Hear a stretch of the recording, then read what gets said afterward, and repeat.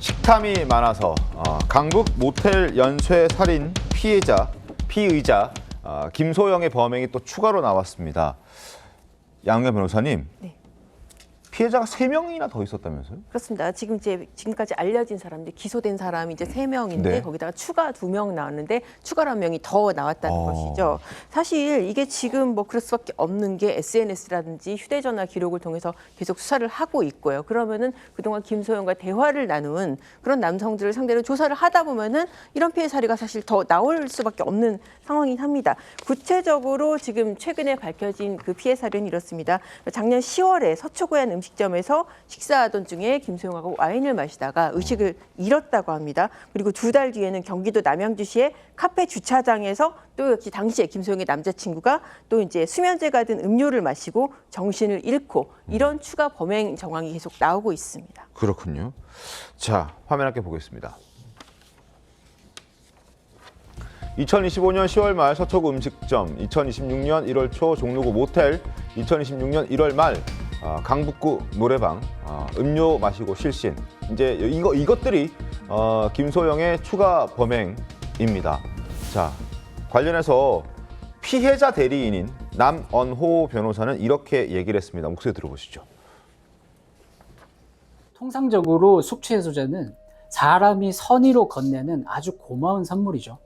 즉, 피해 남성으로서는 그 선의를 전혀 의심할 수가 없었습니다. 그리고 그 10,000원짜리 숙취해소제의 결과는 우리가 다 보고 있는 사망이라는 결과로 이어졌습니다. 저는 이 지점에서 더 이 수법이 잔인하다고 느낍니다. 약물을 탄 음료를 상대방에게 건네서 독사를 하는 것은 아주 냉혹한 범죄 수법이라고 생각을 합니다. 3-4달 사이에 5명에 이른 목숨을 노리는 범행이었고 실제로 2명이 목숨을 잃었습니다. 그런데 가해자는 어리고 예쁘고 다정하고 그러한 20대 여성이었습니다. 대한민국에 여태껏 이런 범죄가 있었습니까? 자, 숙취해소제를 선의의 목적으로, 명목으로 건넸는데 그 결과는 10,000원짜리의 결과는 사망이었다. 임재 변호사님. 그래서 더 잔인하다라고 평가를 하던데 어떻습니까? 그렇죠. 잔혹하고 계획적입니다. 이번에 추가 범행 등을 보더라도요. 지금 총 이제 범행이 현재까지 확인된 것만 해도 6번인데 수법도 유사하고 이 피해자들에게 접근하는 방식도 동일합니다. 연습해보고 있었던 것 아닌가, 계속해서 범행을 예행 연습해오고 있었다라는 그런 분석도 충분히 가능해 보이는데, 그러니까 이 벤조디아제핀 계열 이 약물을 조금씩 더 넣어보기도 하고 숙취해소제와의 어떤 비율도 조정해보기도 하고 네. 이 약을 건네는 방식이나 그 시점 같은 것을 계속해서 조금씩 바꿔보면서 상태를 살피는 굉장히 잔혹한 그런 성향을 갖고 있었던 것이 아닌가 생각이 되고요. 추가 피해자도 충분히 있을 수 있는 상황으로 보입니다. 비교적 굉장히 짧은 기간이었습니다. 네. 지난해 10월부터 지난달까지 확인된 상황만 이런 것인데 그 전에도 충분히 다른 사람들과 불특정 다수와 접촉이 가능했다는 점에서 미처 본인은 인식하지 못했지만 그 약물의 양이 매우 적었기 때문에 네. 추가적으로도 범행 대상이 되었던 피해자들은 훨씬 더 많을 수도 있지 않을까 추측이 됩니다. 알겠습니다.